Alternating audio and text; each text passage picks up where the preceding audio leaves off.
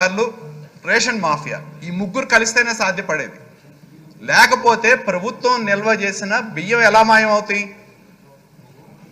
నేను ఆ మధ్యలో గత ప్రభుత్వంలో చదివే అధ్యక్ష, మన బ్రాందీ షాపుల్లో లిక్కర్ పోయిందంటే పందికొక్కులు తాగేసినాయి అని చెప్పారు అధ్యక్ష. ఎలుకలు తాగినాయి అని చెప్పారు అధ్యక్ష. మరి అవేమన్నా ఈ రేషన్ బియ్యాన్ని పందికొక్కులు తిన్నాయా?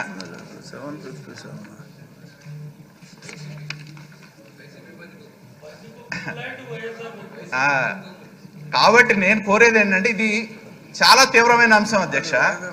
అధికారులు, ఎందుకంటే వాళ్ళు గతంలో మంత్రులుగా పనిచేసిన వాళ్ళను, గతంలో ప్రజాప్రతినిధులుగా పనిచేసిన వాళ్ళను, ఉన్నత స్థాయి అధికారులు కూడా వాళ్ళకు అనుకూలంగా వ్యవహరించారనే ఒక అపప్రద ప్రభుత్వం మీద వస్తూ ఉంది అధ్యక్ష. ఎందుకంటే దాన్ని తొలగించాల్సిన బాధ్యత ప్రభుత్వం మీద ఉంది. ఎందుకంటే మంత్రి గారు 385 అంటున్నారు, అక్కడ నోటీస్ ఏమో 178 మెట్రిక్ టన్నులకు ఇచ్చాం, 1,76,00,000 మేము డబ్బులు కట్టామంటున్నారు. డబ్బులు కట్టిన తర్వాత నేను చూసా అధ్యక్ష, ఏమంటున్నారంటే మేము డబ్బులు కట్టాం, కేసు ఏంటి అంటున్నారు అధ్యక్ష. మొన్న ఎవరో ఒక మిత్రులు, ఒక రిటైర్డ్ పోలీస్ అధికారి కలిసాడు అధ్యక్ష. ఆయన ఏం చెప్తా ఉన్నాడు, మొన్న ఎవరో దొంగతనం చేసినాడు అంటున్నాడంట, నేను ఆ సొమ్ము తెచ్చిస్తాను, కేసు ఎత్తేయండి అంటున్నాడంట. అంటే దొంగిలించిన సొమ్ము ఇస్తే కేసు పోద్దా అధ్యక్ష? దొంగతనం చేసినాడు తీసుకొచ్చి సొమ్ము నేను కాజేసా అని చెప్పిస్తే కేసులు ఎత్తేస్తారా అధ్యక్ష?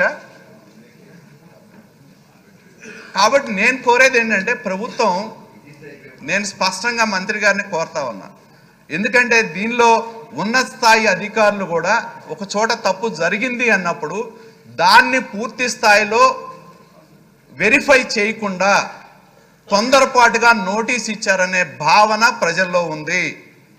ఎందుకంటే సభ ముందు మీరు ఒక స్టేట్మెంట్ ఇచ్చారు 385 టన్నులని, మరి జాయింట్ కలెక్టర్ స్థాయి ఉన్నతాధికారి 178 టన్నులకు నోటీస్ ఇచ్చారంటే దాని అర్థం ఏంటి అధ్యక్ష?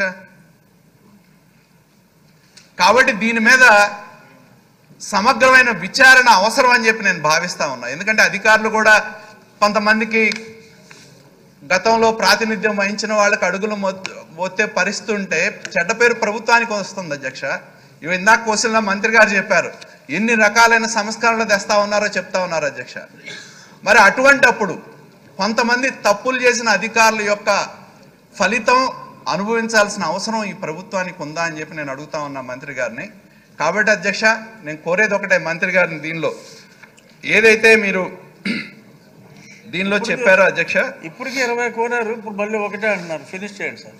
సార్ అయిపోయింది అధ్యక్ష. నేను మంత్రి గారిని స్పష్టంగా కోరుతా ఉంది ఏంటంటే, ఏది కరెక్ట్, 178 టన్నులు అనే నోటీస్ ఇచ్చింది కరెక్టా, మంత్రి గారు సభలో చెప్పింది కరెక్టా? ఒకవేళ 178 టన్నులు అని చెప్పి నోటీస్ ఇస్తే ఆ అధికారుల మీద ఏం చర్యలు తీసుకుంటున్నారు?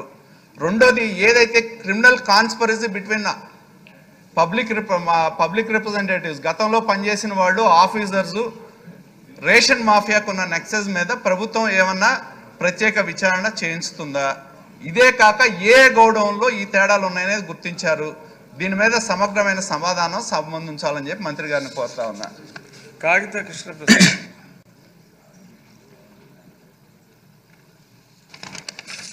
ధన్యవాదాలు అధ్యక్ష.